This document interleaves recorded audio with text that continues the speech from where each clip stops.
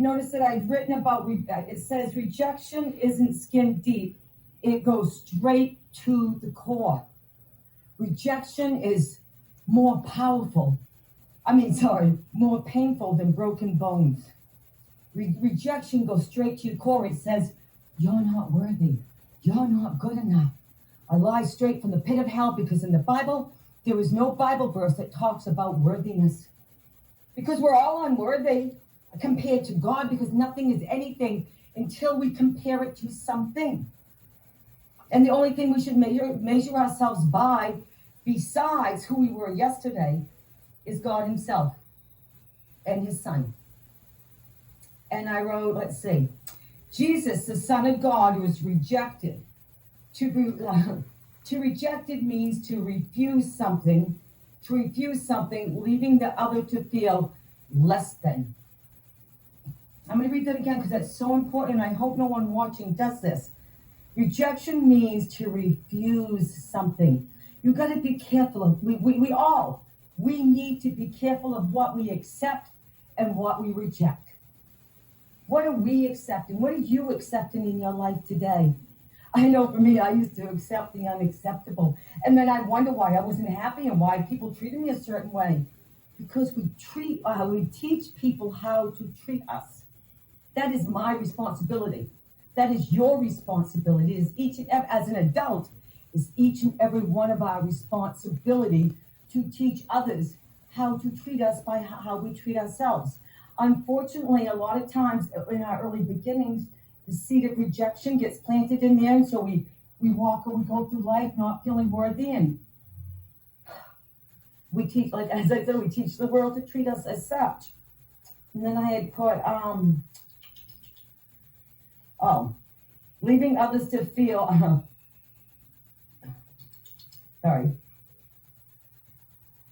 To be rejected means to refuse something, leaving others to feel less than. Rejection sends a message. You're not worthy. I don't want you. You don't fit. I remember growing up, and it's still the same way. It's never changed. But I was always told I didn't fit. My mother, I didn't live with my mom and dad, before my first year of life, but my mom always said, and she would still say it, you're not like the rest. If I hadn't seen you be born, I wouldn't think you were ever mine. Because you don't look like us, you don't think like us, you don't talk like us, you're nothing like the rest of us. Rejection. The worst place to start in life. The very worst place for an infant, or even before you're an infant when you're in the womb, the very worst place to start in life is rejection in the crib. Because if Satan can get you in the crib or in the womb, and he can reject you and give you that seed of rejection, then he doesn't have to do a whole lot. The world would just come and water it.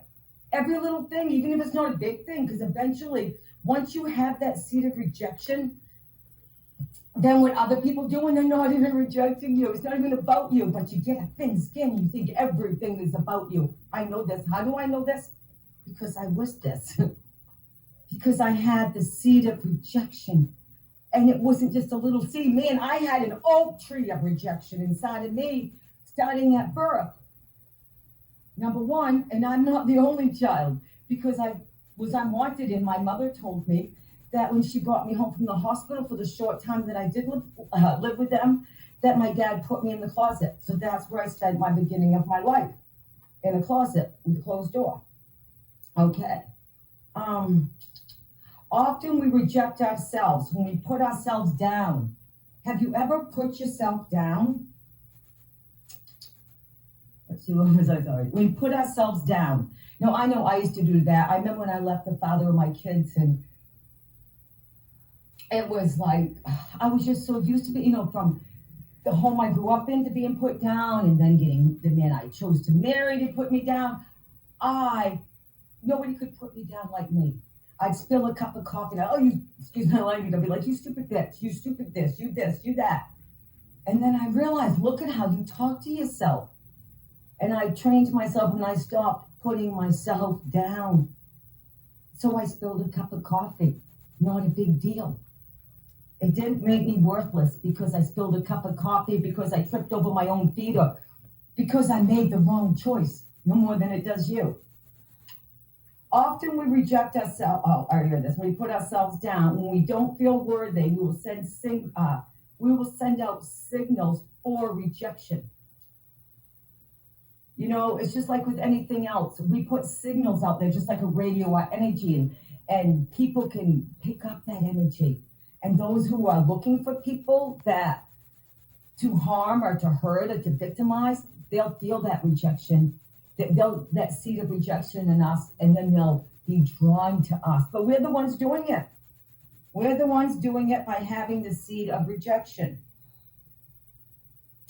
Self-rejection is an ongoing thing. They have a critical spirit of self and others. You know, if I have the more critical my spirit is against myself, the more critical I am of me, the more critical I am going to be of you. The more loving and accepting I am going to be of me, the more loving and accepting I'm going to be of you. So next time you think, oh man, that person is so critical, all they ever do is tear me apart, because I know those people. I have those people in my life. But it's not about us. It's not about us. We can't give away what we don't have. If you ask me for a bag of oranges, and I really want to give you a bag of oranges, I don't have any oranges. I can't give you what I don't have. None of us can, no matter how much we long to. Then it says, they have difficulty loving others because they feel inferior and pay over attention to appearance. Now, a lot of times when we feel unworthy, we will think that we love others. We will even believe that we love others. But again, you can't give away what you don't have. When Christ walked upon this earth in the Gospels, he left but 2 commandments, not 10. To love God with all your heart, all your soul, and all your might, and to love your neighbor as yourself. Now, how am I supposed to love my neighbor as myself if I don't know how to love me? Or if I'm loving myself, treating myself with low value, like I'm the dented can at the supermarket that's on sale for 75% off, and that's how I'm going to treat you too. It's only when we learn to value ourselves and appreciate ourselves and put our own personal price tag on ourselves and hire our value that we will hire others' value and treat them with value. You can't give away what you don't have, once again. Feel inferior, over attention on appearance. Oh Lord, isn't this an epidemic in today's society? Here too. Over attention on appearance. I mean, how much does America or the world pay on cosmetic surgery and diets and all that? I always say, we spend as much time on our soul as our hair. Just think what a beautiful world we would have, huh? Seriously, if we spend even a smidgen of the time in the Word with God that we spent on saying, oh, am I the right size of jeans? Does my face look right? Does, my makeup look right? Does my hair look right? We spend even a smidgen of that time with God. Just think how much more beautiful our world would be, how much more smoothly our lives would run. And, I used to think that I used to say I was vain when I was younger. And my sons, because I would always be like, oh my God, the way I look, don't take my picture, don't look at me. I always wanted to be taking the picture. I was never good enough for me because I was a perfectionist. And I was a perfectionist because I had low self-esteem. I didn't realize how worthy I was. I didn't understand that I was a masterpiece. Even as a Christian, I didn't understand that we are all a masterpiece created by the Master.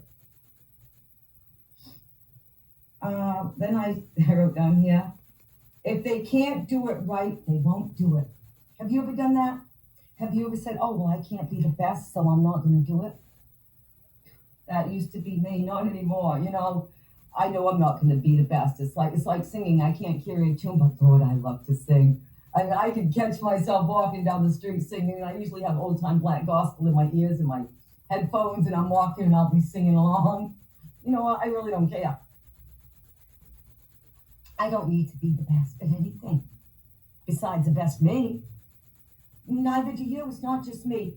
You don't have to worry about being the best. Do your best and let God take care of the rest. That's all you need to do. If you want to be the best at anything, be the best neighbor. Be the best lover of humanity. Be the best at being kind. Be the best at being kind to you. A sense of floating anger, easily upset, thin-skinned. Oh, Lord, that was me. That was me. You know, there's a saying, I can't remember who says it right now. How's it go?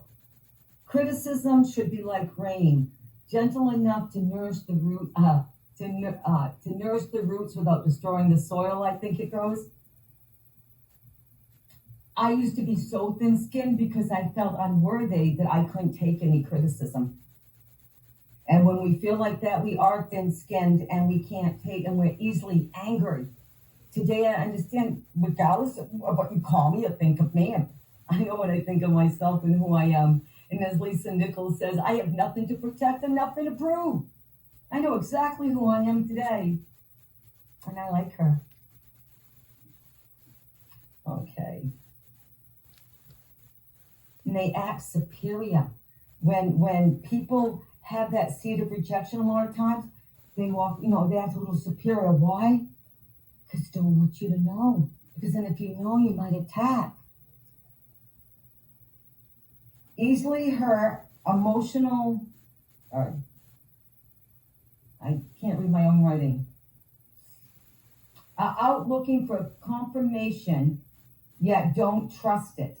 Whatever we believe in ourselves, we'll look for confirmation in. If I think that, that the world's a beautiful, kind place, when I go out into it, I'm going to meet beautiful and kind people.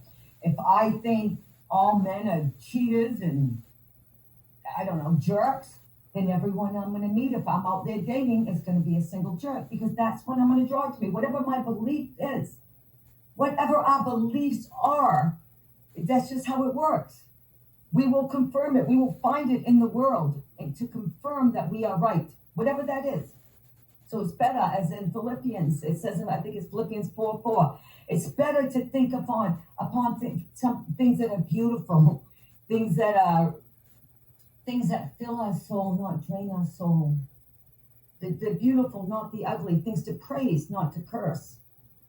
Because we need, as the word says, we need to take every thought captive. Because as a man thinketh. I already said this, even though I didn't read it. When we grow up not thinking much of ourselves, it's hard to trust anyone else. When you don't think much of yourself, it's hard to believe when someone says, oh, you're beautiful, or oh, you're intelligent, or oh, you're this, or oh, you're that, a compliment. And if you don't believe it about yourself, you kind of think, number one, what does that person want? And number two, you might think, I thought they were a pretty cool person, but they must not be all that awesome because they think I'm awesome. And that's how we feel often when we don't put a value on ourselves like Christ puts on us, like the Lord puts on us. You go through life depriving yourself or face your rejections because you're suspicious, and your suspicions makes you lonely, because you hide and you keep yourself isolated, because you don't want more rejection. You don't want more rejection. So you keep yourself apart. And this belief, it cheats you out of the life you could have. It cheats you out of all the joy and the beauty. If we're never sad, we can't compare it to be happy. Can't be happy all the time. And God uses everything. Everything. So don't let the world's rejection, don't turn the world's rejection or take the world's rejection as God's rejection, because God doesn't reject you.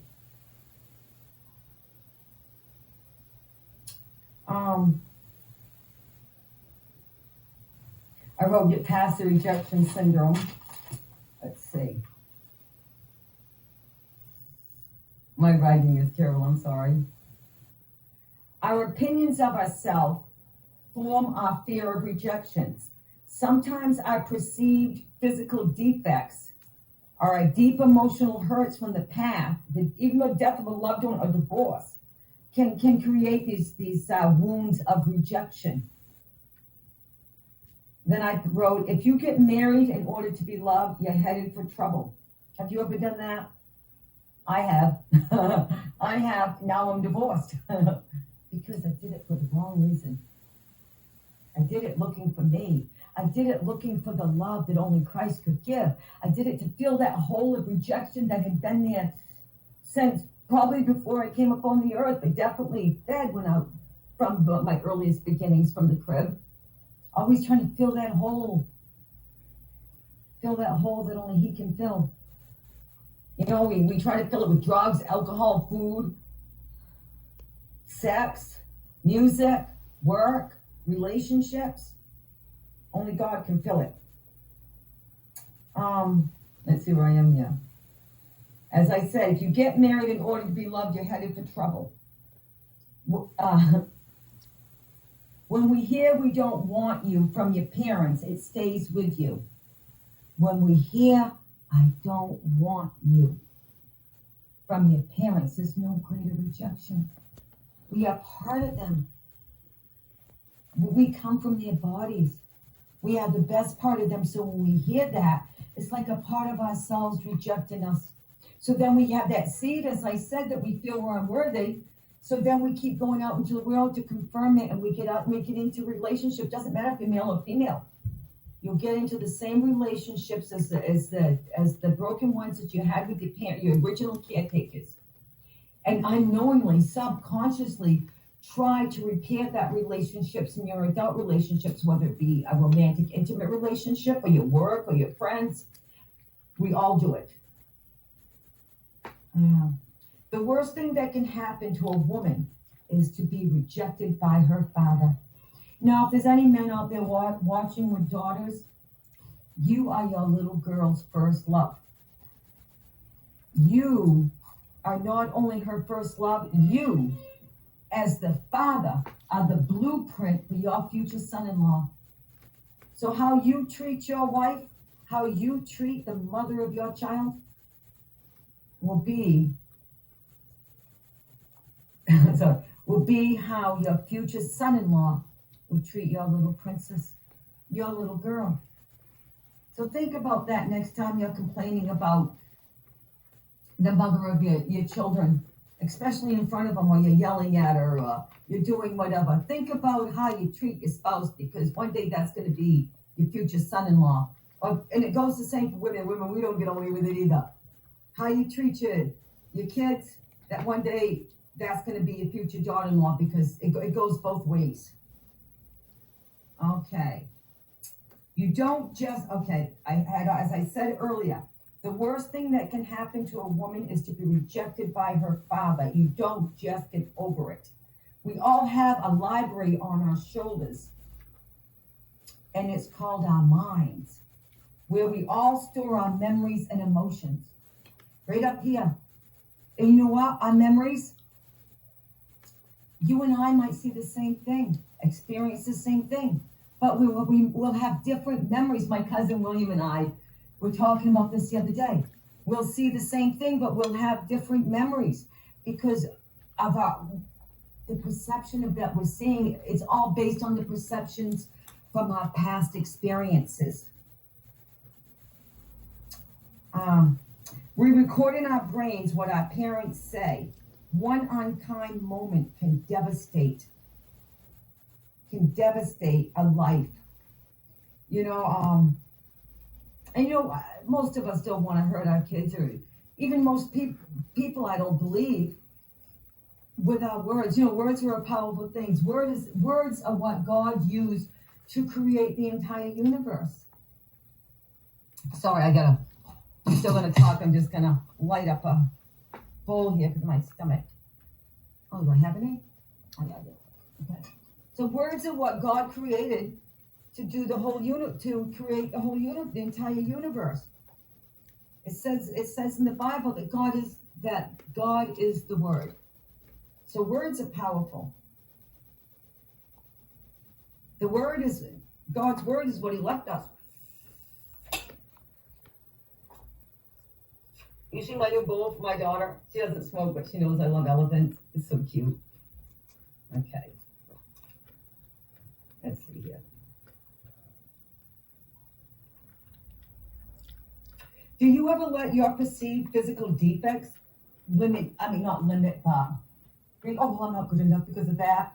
I know I do. I mean, I'm the type of person that I would think I have to go on a diet and get in shape to go, I used to be, to go to the gym. For real. For real.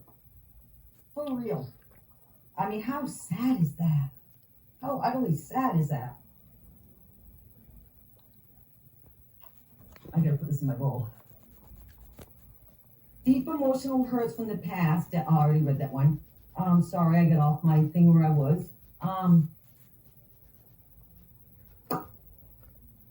I make a lot of noise when I. All right. We record in our brains what our parents, as I was saying, one kind word can devastate a life. My daughter, and I'm sorry about this. We do most of us do the best that we have to work with at the time. I was talking to my daughter the other day. We talk just about every day. And I was saying that you look good. And she says, Mom, I've gained a lot of weight. And I remember when I weighed, and she said what she used to weigh. And she said, and I was like, God, and she looked great. And she said, you said to me, oh, but if you lost 10 pounds, just think of how fabulous you'd look. Unfortunately, because of myself, I was thinking, well, if I lost 10 pounds, I'd look better. So I put that on to my daughter. And now she has this thing where she took it on and always feels that she's too heavy and not good enough. I didn't mean to do that to my child, but I did that. Wasn't intentional. Another reason we don't base our worth off people, because even well-meaning people, the people who love you the most, will hurt you, but not necessarily on purpose, because we're not perfect.